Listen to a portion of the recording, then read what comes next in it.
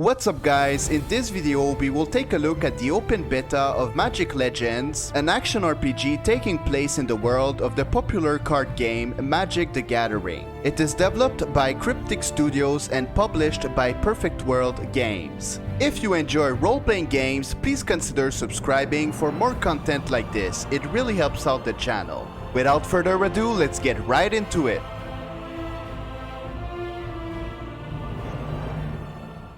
Alright, let's start with the elephant in the room, the cash shop. Now, I don't like saying that something is pay to win because that entirely depends on your definition of pay to win. However, I'll say this, it is definitely pay to progress faster and the game has a very aggressive monetization system. Pretty much everything that you've typically seen in other free-to-play games have been thrown in there. There is a battle pass, some booster packs which are basically loot boxes, and there is a bunch of other stuff that you can get a la carte. Combine all of these together and you will definitely be more powerful a lot faster than a free-to-play player. The most controversial thing in the store is a class called the Dimir Assassin. When the open beta launched, there was only two ways you could get this class. You could get it from the broker, which is the auction house for this game, or you could buy booster packs for a small chance to get it. And it seems to be a really small chance. Booster packs are $3 each or $12 for 5, and some people have spent over $200 on booster packs and did not even get the class.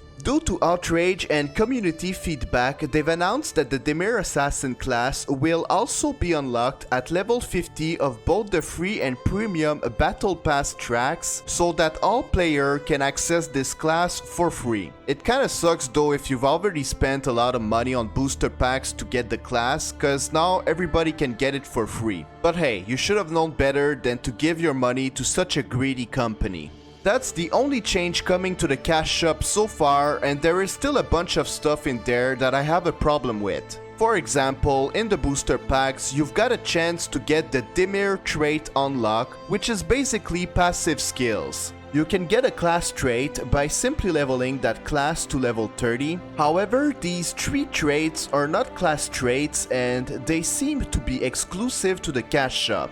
In the booster packs, you've also got a chance to get legendary artifacts and mythic equipments. These are basically powerful items that will give a substantial boost to your character. You can get legendary and mythic items by simply playing the game, however they don't drop until a long time.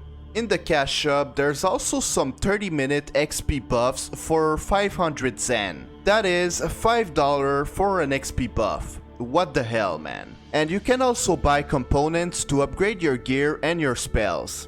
That is only some of the stuff you can purchase to progress faster. There is two ways you can get cash shop items without spending any real money.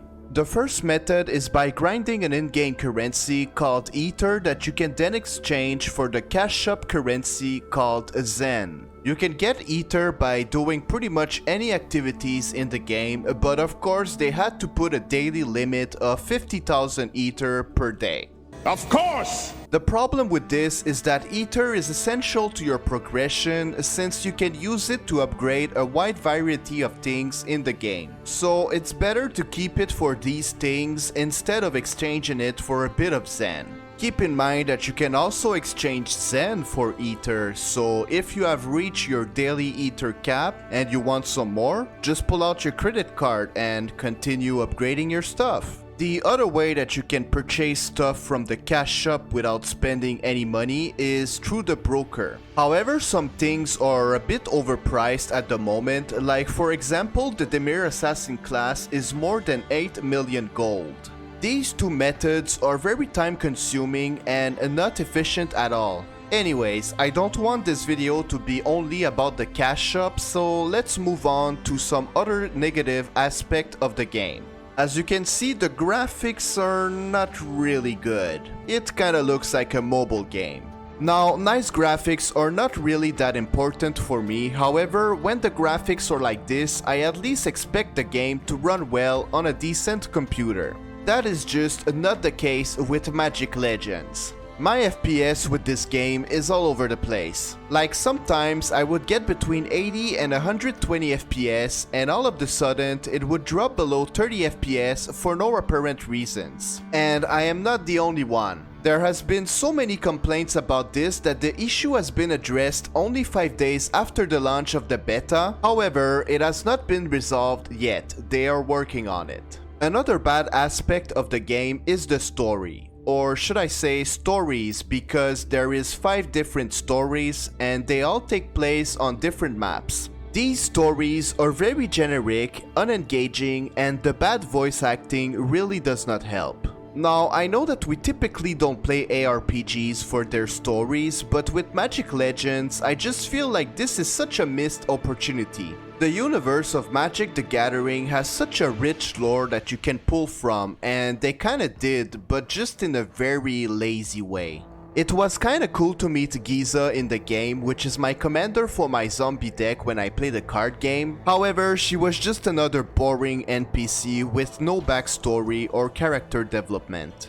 The end game is really bad. The game has 4 difficulties and you just do the same activities you have been doing to level up, but on higher difficulties. It would have been a good idea to add an endgame specific activity that you would unlock once you've reached max level, but no, it's all just recycled content. Also, the world feels very small. There isn't much to do and to explore. There is some other minor issues in the open beta that will most likely get fixed before the official launch. Like, for example, the AI for your summons and the mobs is very bad. Pathfinding is also really bad. Sometimes when I would use my spark ability, my quick bar would just disappear for a while. Sometimes you try to click on something in the world to interact with it, but it does not always work and it's super clunky. NPC dialogues are popping out of nowhere without any way to know if you are part of the action or not. Sometimes you get stuck on the terrain while running and there is player collision, but this has been addressed and they should remove it at some point. Despite all of its negative aspects, the game still has some redeemable qualities. Like the combat, for example, is very fun. I wouldn't say that it is as good as Diablo 3 or Path of Exile, but it has a unique twist inspired by the card game. Let me explain this from the perspective of a Magic the Gathering player. Your quick bar is like having a hand of 4 cards that you draw from a deck of 12 cards, and when you cast one of those 4 spells, you then draw another spell at random from your deck.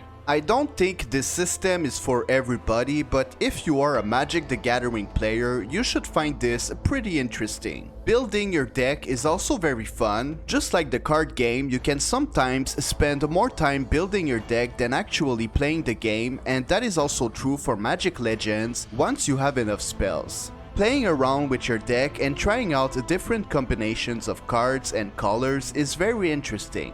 The last good thing I've got to say about this game is that the music is pretty good when it's there, because sometimes in some places there is just no music and also no ambient sounds. However, I'm pretty sure that this will be fixed before the official launch. So in conclusion, I would say this: Magic Legends is a decent game ruined by microtransactions. For me, that is very sad because I've been a fan of Magic the Gathering for 22 years and I also like playing action RPGs. But you know, I don't think it surprises anyone since the game is published by Perfect World Games, which is known for being a greedy company. However, it doesn't mean you won't have fun with the game if you don't spend any money on it. You won't progress as fast, but it does not really matter since the game does not have a leaderboard.